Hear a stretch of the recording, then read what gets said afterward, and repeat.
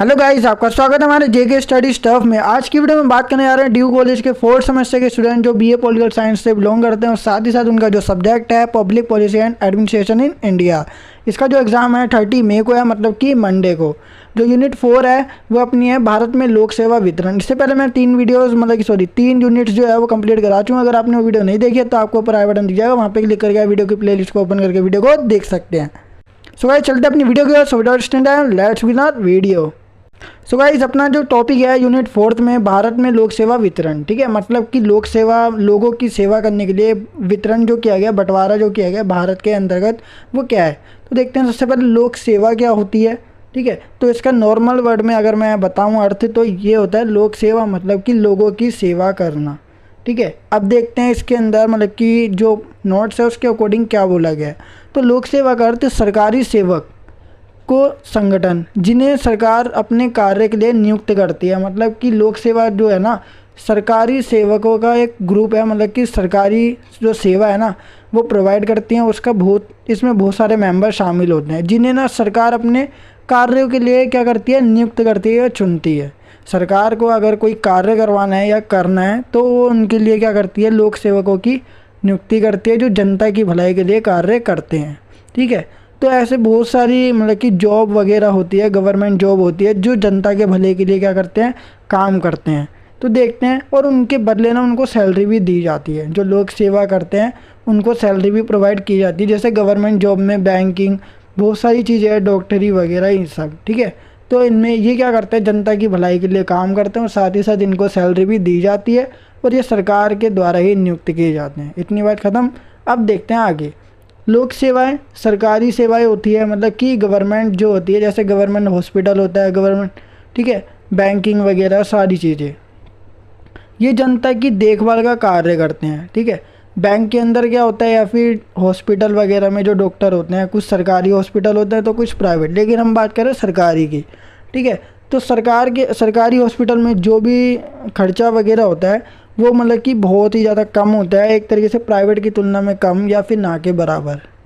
तो ये जनता की देखभाल का काम करते हैं, मतलब कि जनता के लिए ही बनाए जाते हैं। इसे क्या बोलते हैं हम, लोक सेवा।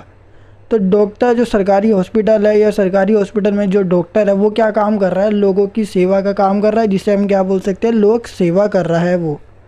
इनमें सैनिक कार्यों में लगे कर्मियों को शामिल नहीं किया जाता, मतलब कि जो आर्मी वगैरह में होते हैं उनको शामिल इसमें नहीं किया जाता। हालांकि वो भी क्या है, वो भी जनता या फिर लोगों की सेवा करते हैं, लेकिन फिर भी न्यायिक एवं सैनिक इनको शामिल नहीं किया जाता। अब देखते हैं लोक सेवा की विशेषता है। जो लोगों की सेवा करते हैं गवर्नमेंट एम्प्लॉय, उनके विशेषता क्या क्या होती है तो देखते हैं। पहला अपना लोक सेवा प्रक्रिया प्रशासन के लिए बहुत ही बढ़िया उपकरण है। मतलब कि लोगों की सेवा करने के लिए या जो प्रशासन, ठीक है, प्रशासन चलाया जाता है उसके लिए बहुत ही ज़्यादा इम्पोर्टेंट है या फिर बहुत बढ़िया है। इसमें सरकार उत्तरदायी तथा दूरदर्शी होती है। मतलब कि सरकार ना जनता को, अगर जनता इनसे कुछ भी पूछती है तो जनता को ये जवाब देते ही देते हैं। और साथ ही साथ दूरदर्शी मतलब कि लोगों के फ्यूचर को लेकर ये बहुत बड़ी सोच रखते हैं, जिसके अंतर्गत लोक सेवा आती है, ठीक है। तो एक तरीके से लोक सेवा ना लोगों के लिए बनाई गई सेवाएं होती है और साथ ही साथ ये जनता के लिए भी बहुत अच्छी है और सरकार के लिए भी, क्योंकि सरकार क्या करती है, अगर जनता उनसे कुछ भी पूछती है कि तुमने ये नीति क्यों बनाई है तो वो जनता को जवाब देते हैं, ठीक है, हमने इस वजह से नीति बनाई है। और दूसरी बात, सरकार क्या करती है, जनता के भले के लिए बहुत दूरदर्शी सोच रखती है, मतलब कि बहुत दूर की सोचती है। सेकंड अपना आता है सरकार सार्वजनिक सेवाएं प्रदान करती है। सरकार जो है सार्वजनिक सेवा मतलब कि ऐसी सेवाएं जो सबके लिए ही है, चाहे वो गर्ल्स हो, बॉयज़ हो, ठीक है, जेंट्स हो या लेडीज़ हो, सबके लिए जो सेवाएं है वो कौन प्रोवाइड करता है, सरकार, लोक सेवा, ठीक है। इससे सरकार के लिए जनता को विश्वास मतलब कि मजबूत हो जाता है। मतलब कि इससे क्या होता है कि ना जनता ना विश्वास करती है कि सरकार हमारे लिए कुछ कर रही है और हम अगली बार भी इसी सरकार का बहुमत से पास करवाएंगे, ठीक है। थर्ड अपना आता है लोक सेवा प्रदान करते समय सरकार कभी भी लाभ का दृष्टिकोण या लाभ का नज़रिया नहीं रखती। मतलब कि इसके अंतर्गत क्या होता है, सरकार का ना लोक सेवा पर ध्यान होता है। मतलब कि लोगों की सेवा करनी है, ये मेन मकसद है, ये उद्देश्य है, ना कि लाभ कमाना। सरकार कभी ये नहीं देखती, जब लोक सेवा करती है तो सरकार कभी भी आर्थिक विकास मतलब कि आर्थिक फ़ायदा नहीं देखती अपना, ठीक है। अगर आर्थिक विकास करना है पूरे देश का तो देखेगी, लेकिन अपनी सेल्फिशनेस इसमें नहीं देखती। केवल वो फोकस करती है लोगों की सेवाओं पर कि लोगों को सेवाएं मिल रही है या नहीं मिल रही, ठीक है। इससे फोर्थ पॉइंट आता है अपना, इसमें जनता की भागीदारी ज़्यादा होती है। तो लोक सेवा तभी होगी जब जनता की भागीदारी उसमें होगी, क्योंकि जनता किसकी भलाई की, जनता किसकी मदद कर रही है, सरकार की नीति बनाने में, और सरकार क्या कर रही है, जनता का भला कर रही है। तो एक तरीके से दोनों के बीच में ना बढ़िया कॉन्टैक्ट रहता है लोक सेवा प्रक्रिया के अंदर। सो गाइस, अब अपना नेक्स्ट टॉपिक आता है भारत के अंतर्गत लोक सेवा वितरण। यहाँ से अपना टॉपिक जो है वो बहुत ही ज़्यादा इंपॉर्टेंट है, वो थोड़ा बेस था, ठीक है, अपना लोक सेवा को लेकर, ठीक है। अब इधर देखते हैं कई प्रकार की सार्वजनिक सेवा, मतलब कि ऐसी सेवाएं जो सबके लिए, जैसे राशन कार्ड जारी करना, ठीक है, निवास या जाति का प्रमाण पत्र जिसे हम बोलते हैं ना SC का सर्टिफिकेट, या फिर कोई भी SC का कास्ट का सर्टिफिकेट, पानी या बिजली कनेक्शन, इसी प्रकार की सेवाएं सरकार द्वारा नागरिकों को विश्वास तथा इच्छाओं को पूरा करने के लिए दी जाती है, ठीक है। तो इस प्रकार की जो सेवाएं हैं ना, सार्वजनिक सेवाएं, जिसे सार्वजनिक का मतलब होता है लोक सेवा, ठीक है। सार्वजनिक का मतलब दूसरा क्या होता है, लोक, और सेवाएं तो सेवाएं, तो सार्वजनिक सेवा और लोक सेवा एक ही बात है। तो देखो, इसमें कई प्रकार की ऐसी सेवाएं हैं जो सरकार प्रोवाइड करती है, जैसे राशन कार्ड जारी करना, जाति का प्रमाण पत्र, और साथ ही साथ पानी बिजली कनेक्शन करवाना। कई प्रकार की सेवाएं ना सरकार के द्वारा सभी को प्रोवाइड की जाती है, और इससे क्या होती है, जनता भी यही इच्छा रखती है सरकार से कि इस प्रकार की सेवाएं सरकार हमारे को उपलब्ध करवाए। अब देखते हैं भारत सरकार ने वर्तमान में, ठीक है, रिसेंटली उसमें कई कदम उठाए हैं जो लोक सेवा से संबंधित है। लोगों की सेवा या फिर लोगों का भला करने के लिए उसने कई प्रकार के कदम उठाए हैं सरकार ने वर्तमान में। वो क्या है, पहला सूचना का अधिकार। पहले सूचना का अधिकार नहीं था, लेकिन अब इसको इंक्लूड कर लिया गया है, ठीक है। अब देखते हैं इसको क्या बोलते हैं हम, RTI।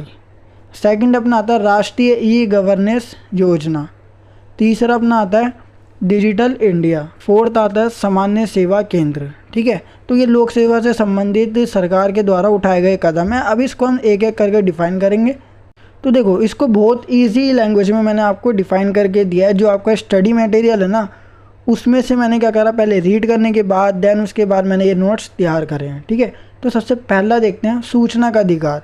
सूचना का अधिकार जिसे हम क्या बोलते हैं, सेकंड नेम RTI ये भी कहा जाता है, ठीक है। अगर कभी भी आपको RTI दिखाई दे तो उसका मतलब है सूचना का अधिकार।